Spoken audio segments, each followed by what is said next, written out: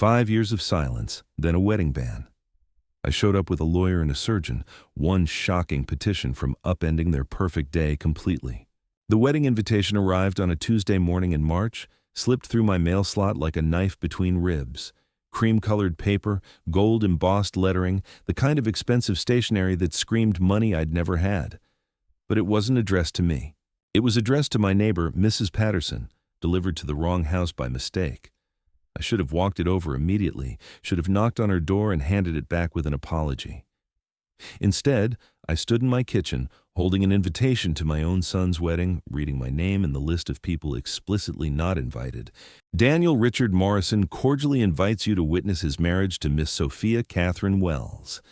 The pleasure of your company is requested on Saturday, the 15th of June, at 2 o'clock in the afternoon. Brookhaven Country Club, 1247 Meadowbrook Lane. Below the elegant script, in smaller print that most people would miss, a line that made my blood run cold. This is a private celebration. Attendance is by invitation only. Uninvited guests will be removed by security. Uninvited guests, that's what I was to my own son, an uninvited guest. I read those words 3 times before the paper started shaking in my hands. 34 years of raising him, of working double shifts to pay for his college, of being there for every scraped knee and broken heart, and I was uninvited to the most important day of his life. But here's what Daniel didn't know about his old man. Here's what he'd forgotten during those 5 years of barely speaking to me. Those 5 years of choosing his fiance's demands over his father's feelings. I wasn't just some broken-down construction worker he could discard when I became inconvenient. I was Robert Morrison, the man who'd built Morrison Contracting from nothing, who'd negotiated million-dollar deals with developers who thought they could intimidate me. And I had connections he'd never even dreamed of. My phone was in my hand before I'd finished reading the invitation. The number I dialed belonged to someone Daniel had met exactly once at a Christmas dinner 3 years ago. Someone he'd dismissed as just another one of Dad's boring work friends. James Crawford, attorney at law. Harvard-educated, sharp as a blade, and absolutely ruthless when someone tried to play games with people he cared about. He'd been representing my business interests for 15 years, but more than that, he'd become family when my actual family decided I wasn't worth their time. James picked up on the second ring, his voice carrying that familiar tone of professional warmth mixed with genuine concern. "Robert, good to hear from you. How are things?" "I need a favor, James, a big one." There was a pause, the kind lawyers use when they're calculating risk and opportunity in equal measure. "What kind of favor are we talking about?" I looked down at the invitation again, at my son's name printed in gold letters above words that excluded me from his happiness. "The kind that might get interesting. Can you meet me for lunch today?" "My calendar's clear at noon, the usual place." "Perfect. And James, you might want to bring your briefcase. We're going to discuss family law." After I hung up, I sat in my empty kitchen, surrounded by the silence that had become my constant companion since Martha passed 2 years ago. The morning light streamed through windows she'd loved, illuminating dust motes that danced like memories I could never quite catch. This house held 34 years of raising Daniel. His first steps across these hardwood floors I'd installed myself. His high school graduation party in the backyard I'd landscaped by hand. Christmas mornings when he'd race down the stairs, back when I was still Dad instead of an embarrassment to be managed and eventually discarded. The transformation hadn't happened overnight. It started when he met Sophia during his final year at law school, a woman who came from the kind of old money family that viewed people like me as hired help with delusions of equality. Her father owned half the commercial real estate in the city. Her mother's idea of roughing it was staying at a 4-star hotel instead of 5-star. And somehow, my son, who'd grown up in this modest 3-bedroom house, who'd learned the value of hard work by spending summers on construction sites, had convinced himself that he belonged in their world, that his father, with his calloused hands and practical clothes, was something to be ashamed of. The first sign came during Daniel's graduation dinner. I'd suggested we celebrate at Romano's, the Italian place where we'd marked every milestone since he was 12. Sophia had laughed, actually laughed, and said something about wanting somewhere more sophisticated. We ended up at some pretentious steakhouse where the servers looked at me like I'd wandered in from a construction site, which, to be fair, I had. The second sign was the engagement party I wasn't told about until after it happened. Daniel called me the next morning, his voice carrying that careful tone people use when they're delivering bad news they hope you won't react to. "Sorry, Dad. It was just immediate family and a few close friends. Very small. Very small. Except for the photos Sophia posted on social media showing 50 people in the Wells family's mansion. Champagne glasses raised in celebration of a future that apparently didn't include me." The third sign was the gradual reduction in phone calls, the shortened visits, the way Daniel started responding to my questions about wedding planning with vague non-answers and quick subject changes. I'd ask about venues, and he'd mention work stress. I'd ask about dates, and he'd talk about the weather. I should have seen it coming. Should have recognized the pattern of a young man choosing his new family over the one that raised him. But hope is a stubborn thing, especially when it comes to your children. I kept believing that blood was thicker than social climbing, that 34 years of love couldn't be erased by 2 years of embarrassment. I was wrong. The final confirmation came 3 weeks ago when I'd stopped by Daniel's apartment unannounced, something I'd done 100 times before. But this time, Sophia answered the door, her face cycling through surprise, annoyance, and barely concealed hostility in the space of 5 seconds.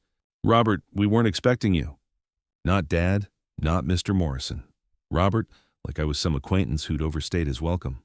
Just wanted to check on Daniel, see how the wedding planning was going. She stepped into the doorway, physically blocking my entry into an apartment I'd helped furnish, whose rent I'd quietly assisted with during Daniel's first year at his law firm when money was tight. "Actually, we're having a planning session with my parents right now. It's probably not the best time."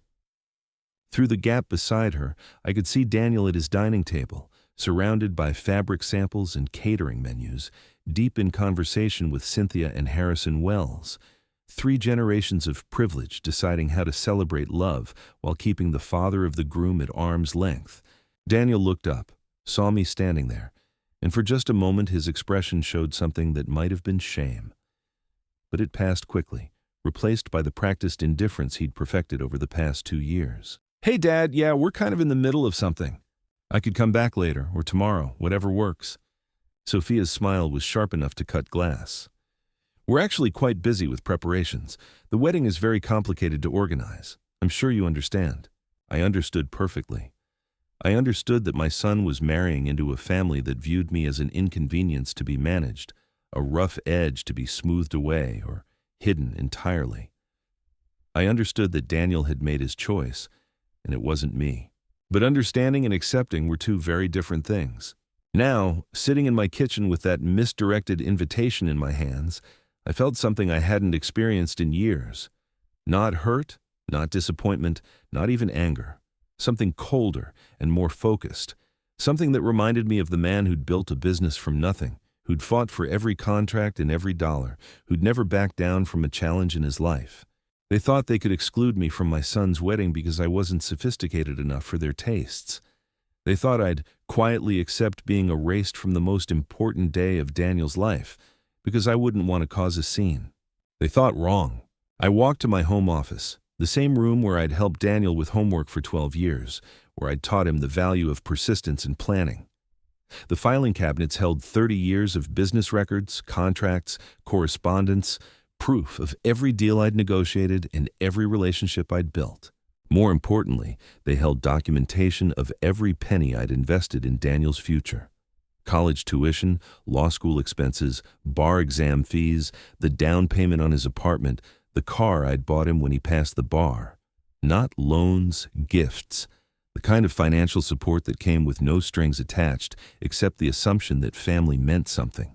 I pulled out a folder labeled Daniel Education and Support and spread the contents across my desk.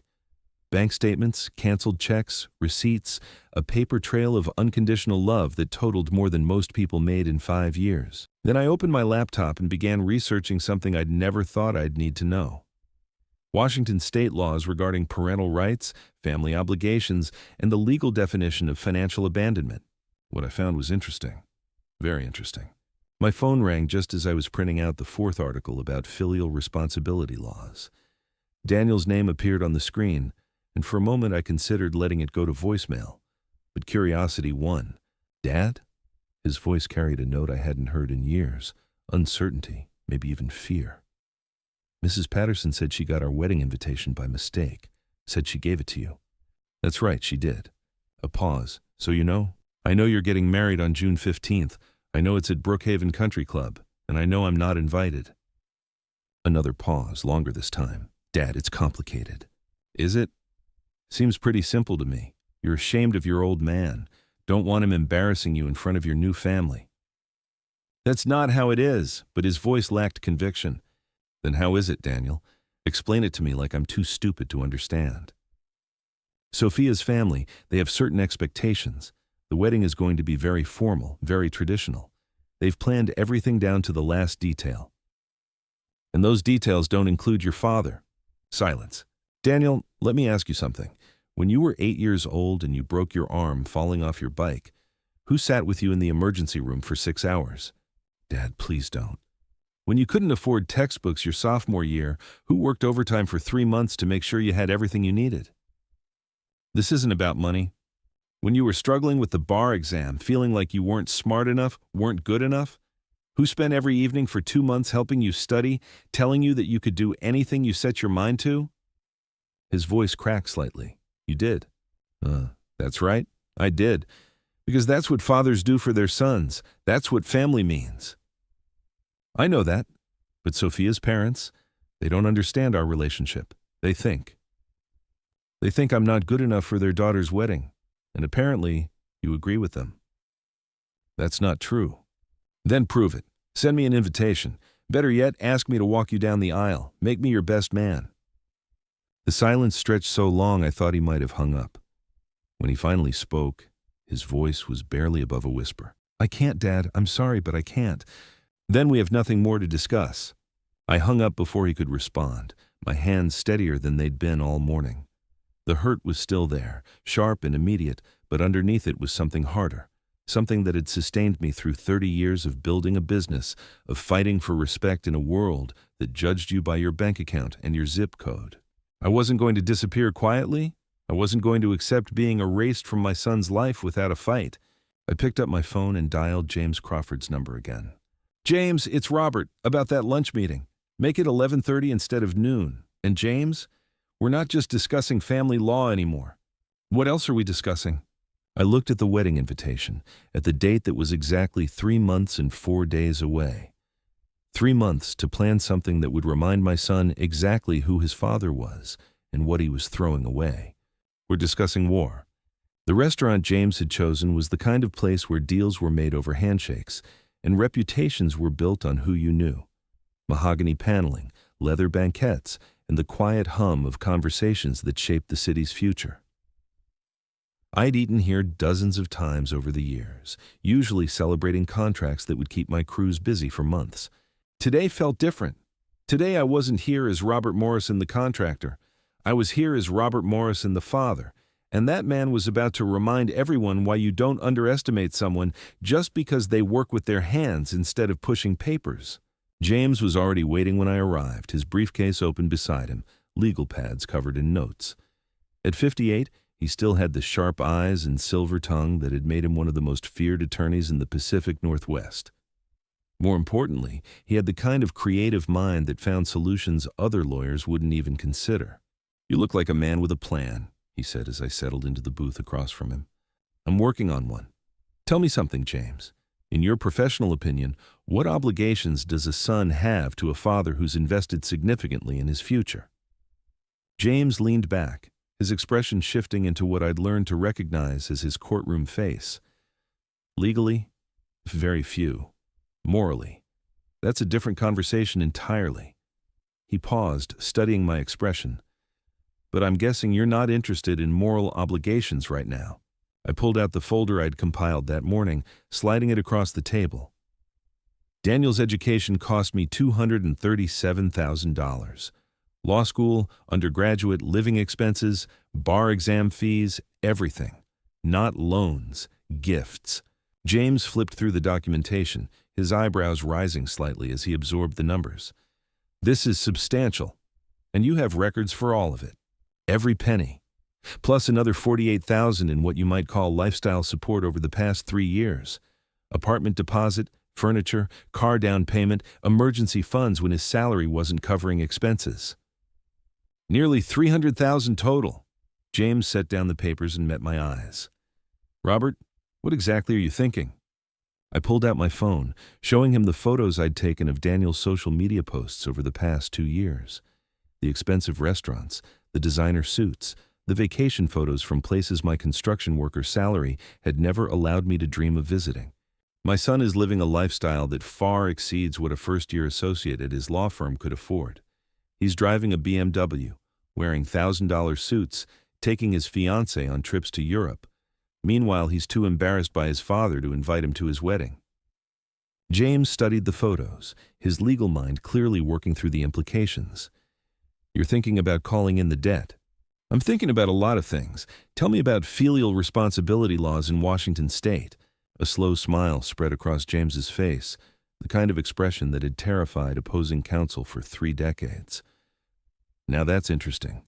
Washington does have filial responsibility statutes, though they're rarely enforced. Children can be held financially responsible for their parents' care under certain circumstances. What kind of circumstances? If the parent is indigent and the child has sufficient means to provide support, the key word is sufficient means.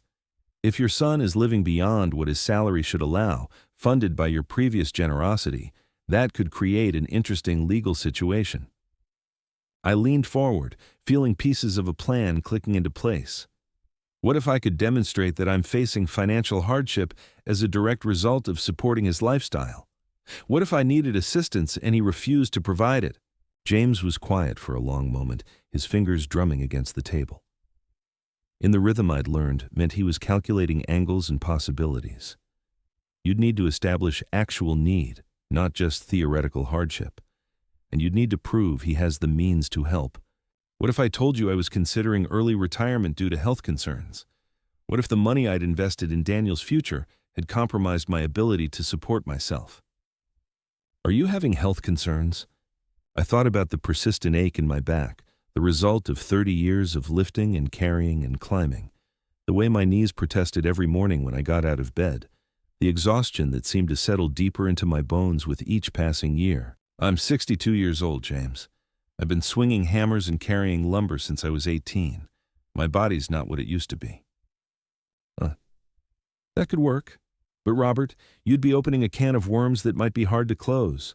Legal action against your son, even if justified, could permanently damage your relationship.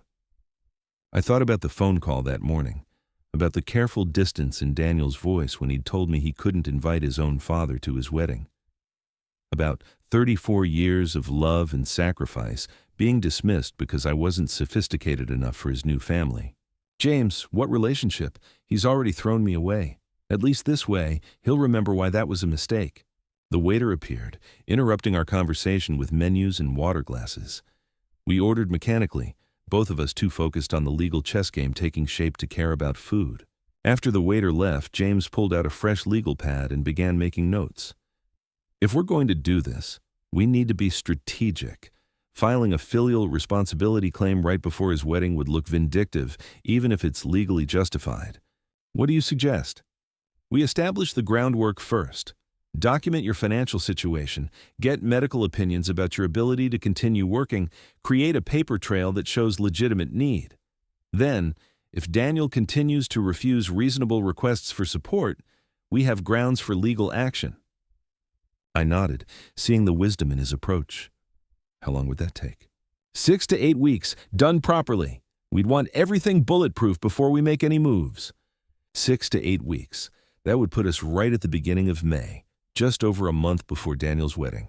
Perfect timing to remind him that actions have consequences. There's something else, I said, pulling out another document I'd printed that morning. I did some research on Brookhaven Country Club. Turns out they're having some interesting discussions with the city about their water rights and property tax assessments.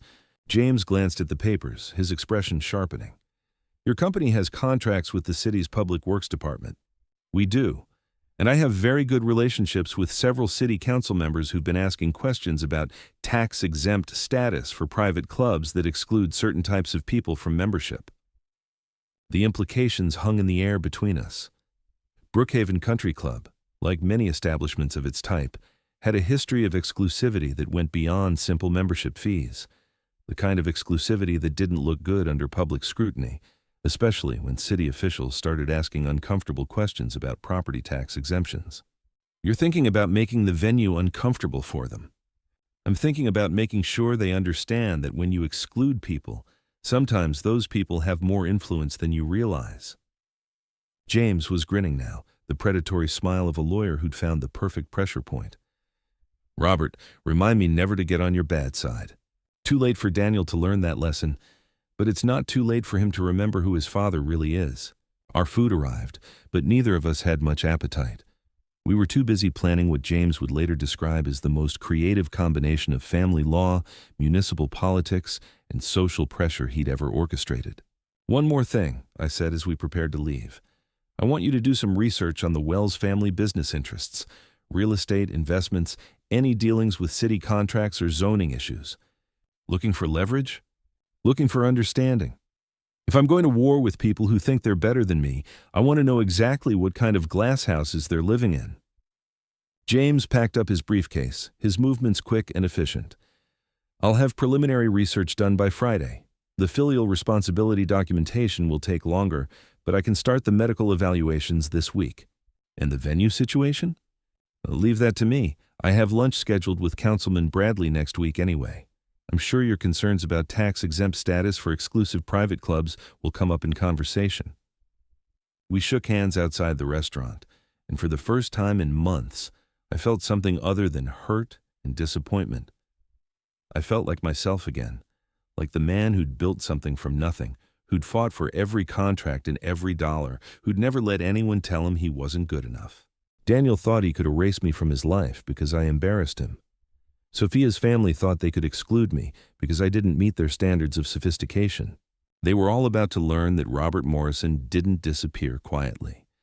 And when you tried to throw him away, he had a tendency to show up exactly where you least expected him, with exactly the kind of backup you never saw coming. The drive home took me past Daniel's apartment building, and for a moment I considered stopping. Considered going up to his door and making one last attempt to reach the boy I'd raised, to find some trace of the son who used to call me his hero. But that boy was gone, replaced by a man who'd chosen social climbing over family loyalty, who'd decided that impressing his fiancée's parents was more important than honoring his father. That man was about to get a very expensive education in the consequences of his choices, and his teacher was going to be someone he'd apparently forgotten how to respect. I drove past the apartment building without stopping. There would be time for father-son conversations later. Right now, I had a war to plan. 3 days after my meeting with James, I was standing in my driveway at 6 in the morning, watching Dr. Elizabeth Harper climb out of her Honda Civic with a medical bag and the kind of determined expression that had made her the most respected orthopedic surgeon in the city. Beth and I went back 15 years to when she'd been a resident and I'd fallen off a scaffold, shattering my left shoulder in 3 places. She'd put me back together with titanium screws and 6 months of physical therapy. But more than that, she'd become the kind of friend who'd answer her phone at 5:30 in the morning when you called asking for a favor. "Robert Morrison," she said, shaking her head as she approached. "When you said you needed a complete physical evaluation for legal purposes, I should have known you were up to something interesting." "Just need an honest assessment of my physical condition, Beth. Nothing more, nothing less." She studied my face with the clinical detachment that had saved hundreds of careers and probably twice as many marriages. "This wouldn't have anything to do with that son of yours, would it?" I'd forgotten how perceptive she was. "What makes you say that?" "Because in 15 years of friendship, you've never asked me to document your medical condition for legal purposes. And because Martha used to worry that Daniel would break your heart someday." Martha. Even 2 years after losing her, hearing her name still hit like a punch to the chest. My wife had seen things about people that I missed, had understood Daniel's weaknesses long before I was willing to acknowledge them. She was right, as usual. Beth nodded, her expression softening slightly. "I'm sorry, Robert. I know how much that boy meant to you. Still means something to me. That's why we're here." She gestured toward my front door. "Then let's see what 30 years of construction work has done to your body. Fair warning, though, I'm not going to lie in my report just because we're friends. Wouldn't want you to." The next 2 hours were a catalog of damage I'd been ignoring for years. Chronic lower back pain from decades of lifting and carrying. Arthritis in both hands, severe enough that some mornings I could barely make a fist. Bone spurs in my right knee that made climbing ladders an exercise in controlled agony. Hearing loss from years of power tools and machinery, significant enough to require hearing aids within the next 5 years. Beth's examination was thorough and merciless. Range of motion tests that left me gritting my teeth. X-rays that showed wear patterns consistent with a man who'd spent his life using his body as a tool. Blood work that revealed the kind of chronic inflammation that comes from pushing through pain instead of addressing it. "Robert," she said as she packed up her equipment, "you should have come to me years ago. Some of this damage could have been prevented with proper treatment." Couldn't afford to be laid up. Had crews depending on me, contracts to fulfill. And now? I thought about the conversation I'd had with my foreman yesterday, about gradually transitioning more responsibility to the younger guys, about maybe stepping back from the physical aspects of the job. Plans that had been forming in the back of my mind for months, accelerated now by necessity. Now I'm thinking it might be time to consider retirement, or at least scaling back significantly. Beth made notes on her tablet, her stylus moving with practiced efficiency. "Based on what I've seen today, I'd say that's not just advisable, it's medically necessary. You continue at your current pace, and you're looking at serious complications within the next 2 to 3 years. What kind of complications? Permanent mobility issues, chronic pain that'll require medication management, possible surgery for that knee, definitely surgery for your back if those discs deteriorate any further." She handed me a business card for a physical therapy clinic. "I'm referring you to specialists for comprehensive treatment, but Robert, the most important prescription I can give you is this: slow down. Your body's been telling you to rest for years. It's time to listen." After she left, I sat in my living room with her preliminary notes, seeing my physical condition laid out in clinical terms that made it impossible to ignore. Chronic degenerative joint disease, moderate to severe osteoarthritis, lumbar disc degeneration consistent with occupational overuse. The medical terminology was damning, but more than that, it was honest. I wasn't the same man who'd started swinging hammers at 18. I wasn't even the same man who'd lifted Daniel onto my shoulders when he was 5 years old, teaching him to change light bulbs because he wanted to help Daddy fix things. That afternoon, James called with an update on his research into the Wells family business interests. "Robert, you're going to love this. Harrison Wells doesn't just own commercial real estate. He's been involved in 3 separate city development projects over the past 5 years, all of which required zoning variances and tax incentives." "What kind of projects?" "Mixed-use developments, mostly. The kind that depend on favorable treatment from city planning commissions and tax assessors. The kind that can be very profitable if you know the right people, and very expensive if those people start asking uncomfortable questions." I leaned back in my chair, feeling pieces of a larger puzzle clicking into place. And Brookhaven Country Club? Even better. They've been fighting property tax assessments for 3 years, claiming their status as a private club entitles them to exemptions. The city's been looking for reasons to challenge that status, especially since there have been complaints about their membership policies. What kind of complaints? The kind that suggest they're not as inclusive as their tax-exempt status requires them to be. Turns out there are very specific federal guidelines about discrimination and tax benefits, guidelines that Brookhaven may not be following as carefully as they should. The implications were staggering. If Brookhaven lost its tax exemptions, they'd be looking at massive back payments and penalties. If Harrison Wells's development projects came under scrutiny, his profit margins could evaporate overnight. "James, how quickly could you arrange a meeting with the city's tax assessment office?" "Already done. I'm having coffee with Patricia Morrison from the assessor's office tomorrow morning. Completely coincidental, of course." "Of course. There's one more thing, Robert. I did some digging into Daniel's financial situation. His salary at the law firm is $68,000 a year. Comfortable, but not enough to support the lifestyle he's been displaying on social media. I thought about the BMW, the designer suits, the European vacations. What's your assessment? Either he's got family money backing him up, which seems unlikely given what you've told me about your background, or he's living on credit, expensive credit that's going to come due eventually. Or his fiance's family is subsidizing his lifestyle. That's what I'm thinking, which means Daniel isn't just marrying into money, he's become financially dependent on it. That changes the power dynamic significantly. After I hung up, I walked to my back deck, looking out at the yard Martha had loved, the garden she'd tended for 20 years before cancer took her strength away. The roses were blooming early this year, their scent heavy in the evening air. Martha would have understood what I was doing. She'd always been the strategic one in our marriage, the one who thought 3 moves ahead while I was still processing the current situation. She'd also been the one who'd seen through Daniel's transformation long before I was willing to admit it. He's forgetting who raised him, she'd said during one of his increasingly rare visits, watching our son check his phone instead of engaging in conversation. He's forgetting what family means. I'd defended him then, made excuses about work stress and the pressure of starting a career. But Martha had been right, as she usually was about people's character. My phone buzzed with a text message from an unknown number. When I opened it, I found a photo that made my blood pressure spike. Daniel and Sophia at some charity gala, both dressed in formal wear that probably cost more than most people's monthly rent. The message was from Sophia's Instagram account, which she'd apparently made public. Supporting the arts with my amazing fiancé, so grateful for this beautiful life we're building together. Beautiful life, built on money I'd provided, at events I'd never be invited to, with people who considered me an embarrassment. I scrolled through more photos. Daniel in a tuxedo I'd never seen before. Sophia wearing jewelry that caught the light like captured stars, both of them surrounded by the kind of people who measured worth by bank accounts and zip codes.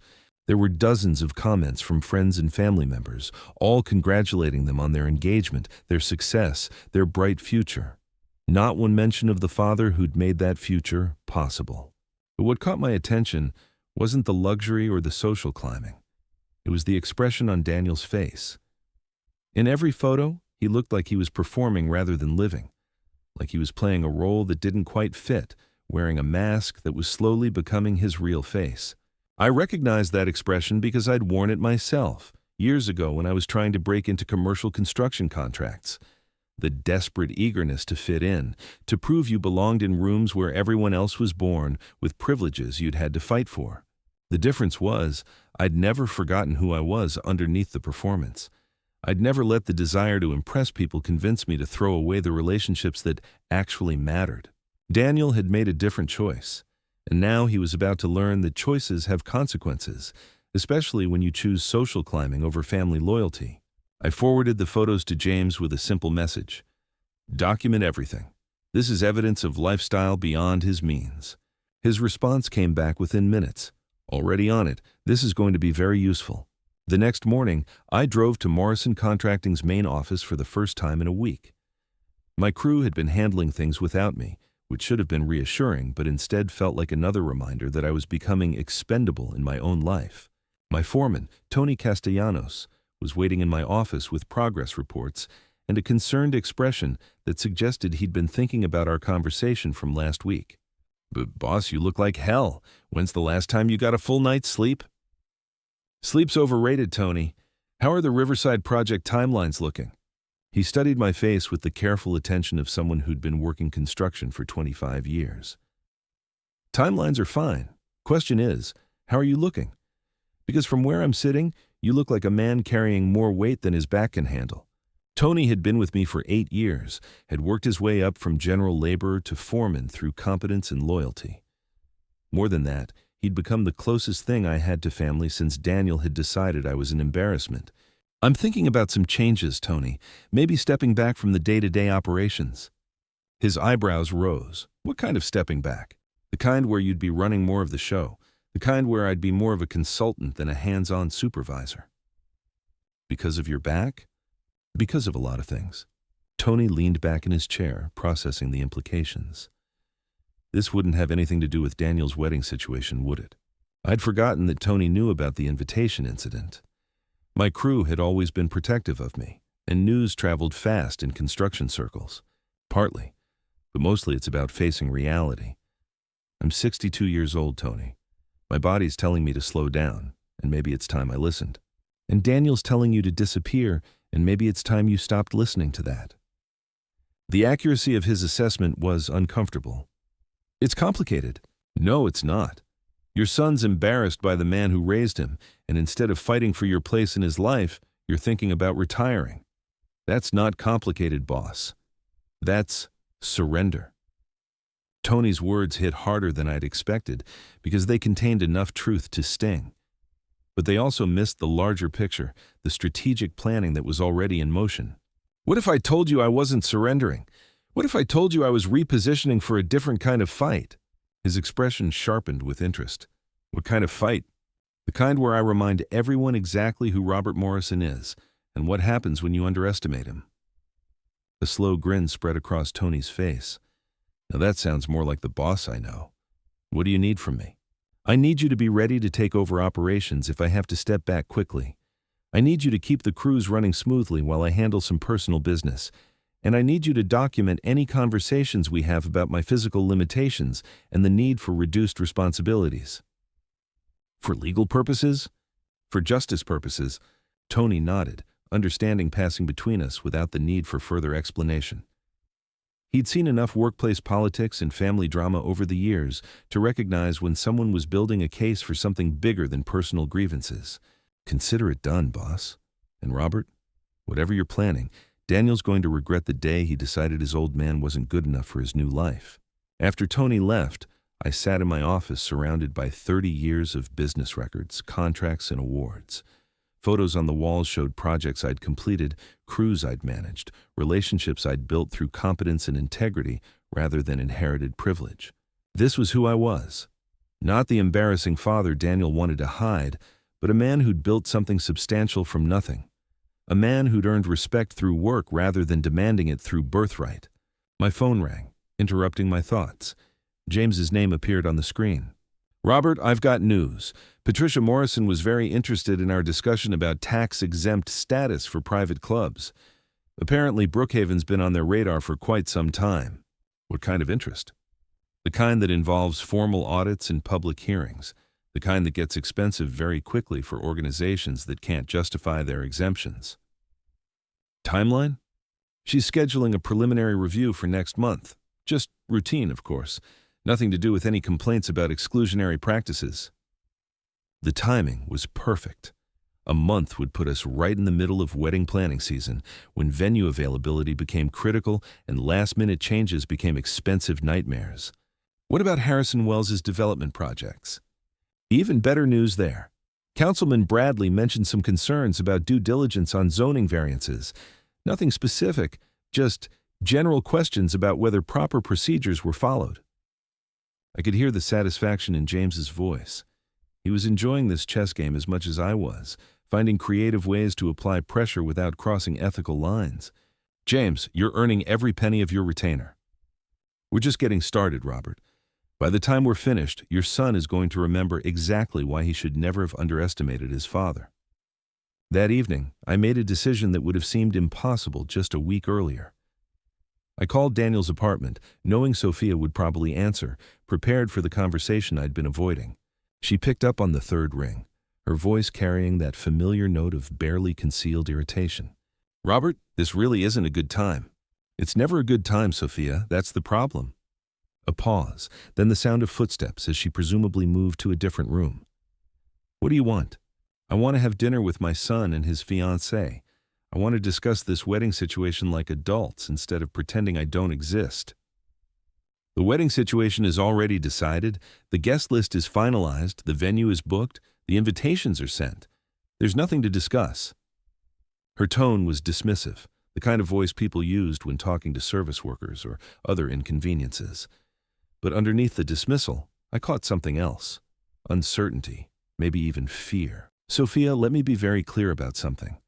I'm not going away quietly. I'm not disappearing from Daniel's life because you find me embarrassing. And I'm not accepting exclusion from the most important day of his life without a fight. Are you threatening us? I'm explaining reality to you. You've made assumptions about who I am and what I'm capable of. Those assumptions are about to prove very expensive. The silence stretched long enough that I wondered if she'd hung up. When she finally spoke, her voice had lost some of its earlier confidence. What exactly are you saying, Robert? I'm saying that actions have consequences, Sophia. You've chosen to treat me like an embarrassment instead of family. Daniel has chosen to prioritize your approval over his father's feelings. Those choices are going to cost you more than you ever imagined. Is that a threat? It's a promise. And unlike the promises Daniel made about respecting his father, this is one I intend to keep. I hung up before she could respond, my hands steadier than they'd been in weeks. Tomorrow, James would begin filing the paperwork that would make this chess game official. Within days, Daniel would discover that his father wasn't just some broken-down construction worker he could discard when convenient. He was about to learn that Robert Morrison had spent 30 years building relationships, earning respect, and accumulating the kind of influence that money couldn't buy. And when you tried to throw away that kind of man, he had a tendency to show up exactly where you least expected him, with exactly the kind of backup that turned private family disputes into very public reckonings. The war was officially beginning, and Daniel was about to discover that in any conflict, the side with the most to lose wasn't necessarily the side with the most power. Sometimes it was the side that had already lost everything that mattered, and therefore had nothing left to lose. The morning of June 15th dawned clear and bright, the kind of perfect wedding day that photographers dream about and mothers-in-law take credit for arranging. I stood in my bathroom at 5:30, adjusting my tie for the fourth time, studying my reflection in the mirror that had witnessed 34 years of preparing for important days in my son's life. Today would be different. Today, I wasn't the proud father getting ready to watch his boy become a man. Today, I was Robert Morrison, businessman, strategist, and uninvited guest with a very expensive legal team. The Navy suit I'd chosen was the same one I'd worn to close my biggest commercial contract 3 years ago. Professional, authoritative, the kind of outfit that commanded respect in boardrooms and courthouses alike. James had insisted on the psychology of appearance. When you're crashing someone's wedding with lawyers in tow, you dress like someone who belongs in the room, not someone who can be dismissed as a disruption. My phone buzzed with a text from James. Team assembled. See you at 1:30. I poured myself a cup of coffee, noting how steady my hands were. 3 months of planning had led to this moment. 3 months of legal preparation, financial documentation, and strategic positioning that would remind everyone at Brookhaven Country Club exactly who they were dealing with. The drive to the venue took me through neighborhoods that told the story of Spokane's social hierarchy. My modest middle-class area gave way to increasingly expensive developments, culminating in the gated community where Brookhaven sat like a monument to exclusivity and inherited privilege. I parked across from the main entrance at exactly 1:15, watching as guests arrived in Mercedes sedans and BMWs, their designer clothes and practiced smiles creating the perfect backdrop for a society wedding. Through my windshield, I could see Daniel greeting arrivals, looking handsome in his tuxedo but somehow smaller than I remembered, diminished by the grandeur surrounding him. Sophia stood beside him in a dress that probably cost more than most people's cars, every inch the perfect bride marrying into the perfect family. Her parents flanked them like sentries, Harrison Wells in his custom-tailored morning coat, and Cynthia in something that sparkled expensively in the afternoon sun. At 1:28, James's black Mercedes pulled up beside me. Through the tinted windows, I could see the outline of 3 additional figures. Patricia Morrison from the city tax assessor's office, David Chen from the zoning commission, and Elizabeth Harper, whose medical testimony would form the foundation of everything we were about to do. This wasn't just a father crashing his son's wedding. This was a carefully orchestrated demonstration of influence and consequence that would redefine every relationship in that country club. James approached my car window, his expression carrying the focused intensity I'd learned to associate with legal victories. Everyone's briefed and ready. Patricia has the tax exemption documents. David has the zoning variance reviews. Elizabeth has your medical assessment and the filial responsibility filing. And the venue management? Expecting us. Turns out when the city tax assessor requests an immediate meeting about property exemption status, Private clubs become very accommodating very quickly. I looked toward the country club's main entrance, where security guards in discreet black suits were checking invitations with military precision. The same security that was meant to keep uninvited guests like me from disrupting Sophia's perfect day. They have no idea what's coming, do they? James smiled, the predatory expression of a lawyer who'd outmaneuvered opponents with superior resources. Robert, they're about to discover that when you exclude the wrong person from your family celebration, sometimes that person shows up with his own family, the kind that wears badges and carries legal documents. At exactly 1:30, we moved as a coordinated unit toward the main entrance. James led the way, his briefcase containing enough legal ammunition to turn a wedding reception into a very expensive education about consequences. Patricia and David flanked us, their official city credentials transforming our group from party crashers into a legitimate government inspection team. The security guards recognized authority when they saw it, stepping aside as James presented our documentation. Not wedding invitations, but something far more powerful. Official city business that superseded private property rights and exclusive guest lists. Dradur. Gentlemen, James announced to the increasingly nervous security team, we're here to conduct a routine inspection of the premises regarding tax exemption status and zoning compliance. We'll also be serving legal documents to several individuals attending today's event. The head of security, a man whose expensive suit couldn't hide his growing panic, reached for his radio. Sir, this is a private wedding. Perhaps we could schedule this for another time. Patricia Morrison stepped forward, her city credentials gleaming in the afternoon sun. I'm afraid tax assessments don't wait for convenient scheduling. We have reports of activities that may violate the terms of this facility's property tax exemptions. This inspection is mandatory and immediate. Through the main windows, I could see the wedding ceremony was already underway. Daniel and Sophia standing before an elaborate floral arch, surrounded by 200 guests who represented the cream of Spokane's social hierarchy. The perfect moment for an interruption that would be remembered by everyone present. We walked through the main lobby like an advancing army, our footsteps echoing off marble floors that had hosted decades of exclusive celebrations. The country club's management appeared as if summoned by magic, their faces cycling through confusion, alarm, and desperate damage control calculations. Ladies and gentlemen, the club manager stammered, perhaps we could discuss this matter in private. We have members and guests who are about to witness a very educational demonstration about family values and legal consequences, I interrupted, speaking publicly for the first time since entering the building. My name is Robert Morrison. My son is getting married in your ballroom right now, and I wasn't invited because your members decided I wasn't sophisticated enough for their company. The manager's face went pale as he recognized the name. 3 months of James's preliminary legal work had ensured that Brookhaven's leadership was very aware of the Morrison family situation and the potential complications it represented. Mr. Morrison, surely we can resolve this matter without disrupting the ceremony. The ceremony is exactly where we're going to resolve this matter.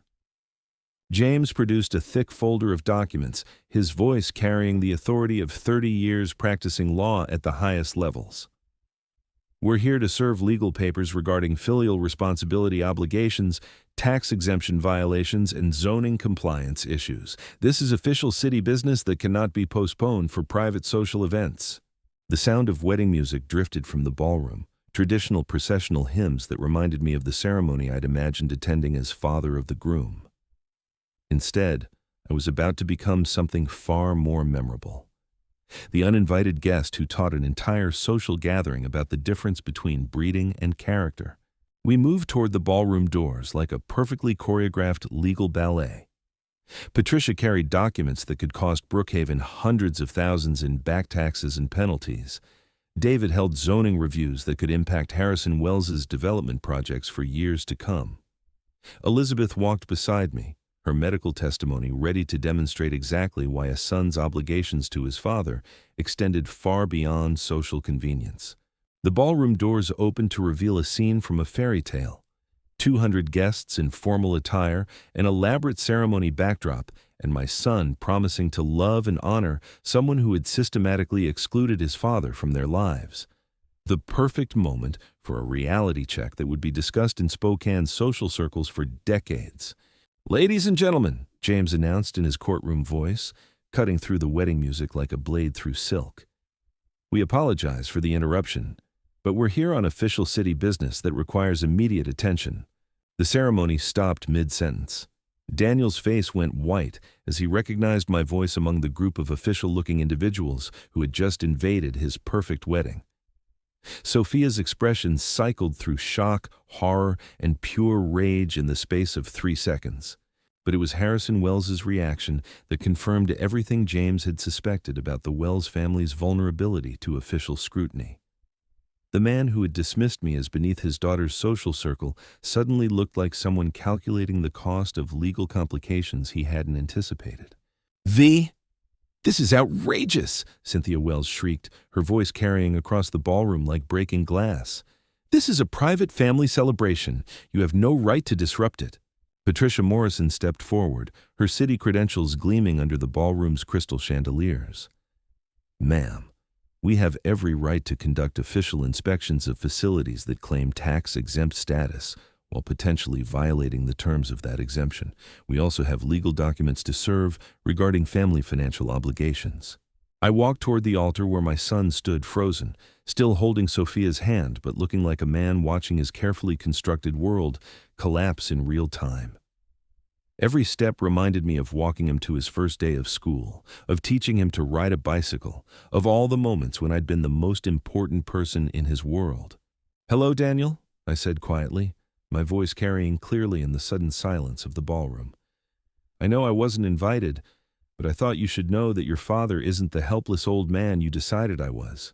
Elizabeth Harper moved beside me, her medical credentials and official demeanor adding weight to every word. "Mr. Morrison, we have the documentation you requested regarding your medical condition and your son's financial obligations under Washington state filial responsibility statutes." Daniel's face had gone from white to gray as the implications of legal terms like filial responsibility and financial obligations sank in. Around us, 200 wedding guests were witnessing something unprecedented in Spokane's social history. Not just a wedding crash, but a systematic dismantling of the assumptions that had governed their exclusive little world. "Dad?" Daniel managed, his voice barely above a whisper. "What are you doing?" "I'm teaching you about consequences, son. You decided I wasn't good enough for your wedding because your fiancé's family found me embarrassing. You threw away 34 years of love and sacrifice because I didn't meet their standards of sophistication." James stepped forward with the legal documents that represented 3 months of strategic planning. "Daniel Morrison, you're being served with a formal petition regarding your financial obligations to your father under Washington State Revised Code 74.2a. Your father's medical condition and financial circumstances, directly impacted by the $250,000 he invested in your future, create legal obligations that you've refused to acknowledge." The numbers hit the wedding guests like a physical blow. $250,000. The kind of sacrifice that redefined every assumption they'd made about the construction worker who wasn't sophisticated enough for their company. Sophia found her voice first, her wedding day composure cracking like expensive makeup in summer heat. "This is insane. You can't just serve legal papers at someone's wedding. This is harassment." "Actually," David Chen interjected, his zoning commission credentials lending authority to every word, "we're also here to discuss some irregularities in development projects associated with the Wells family business interests. Projects that may have received preferential treatment in violation of city planning procedures." Harrison Wells stepped forward, his face flushing red with the kind of anger that comes from being challenged by people he'd assumed he could dismiss. "This is a vendetta, a pathetic attempt by a bitter old man to disrupt his son's happiness." "No," I said, my voice carrying across the ballroom with 30 years of construction site authority. "This is justice. You people decided I wasn't good enough for your family celebration. You excluded me from the most important day of my son's life because I embarrass you. Now you get to learn what real embarrassment looks like." Patricia Morrison opened her folder, revealing documents that made Harrison's face go pale. "Mr. Wells, we're conducting an immediate review of Brookhaven Country Club's tax-exempt status based on complaints about discriminatory membership practices. We're also investigating several city development projects that may have received improper preferential treatment. The social dynamic in the ballroom was shifting like an earthquake, generations of assumed superiority cracking under the pressure of official scrutiny and legal accountability. The guests who had dismissed me as unworthy of their company were discovering that influence came in forms they hadn't anticipated. Elizabeth Harper addressed the crowd with the authority of someone who'd spent decades dealing with family medical crises. Ladies and gentlemen, you're witnessing the legal consequences of adult children abandoning their financial and moral obligations to parents who sacrificed everything for their success. This isn't just about one family. This is about what happens when privilege replaces gratitude. Daniel stood at the altar, still in his wedding attire, watching his perfect day transform into a very public education about character and consequences. The son, who had excluded his father to impress his fiancée's family, was learning that some people couldn't be discarded without significant cost. "This ends now," Sophia declared, her voice rising to near hysteria. "Security, remove these people immediately. They're disrupting our wedding." Actually, James replied with the calm authority of someone holding all the winning cards, "this is just beginning. The legal proceedings we're initiating today will continue for months. The city investigations will take even longer, and every step will be a matter of public record, discussed in newspapers and social circles throughout the region." I looked around the ballroom at faces that had assumed they could exclude me without consequence. 200 guests who were witnessing the difference between inherited privilege and earned respect. The kind of lesson that would be remembered long after the wedding flowers had wilted.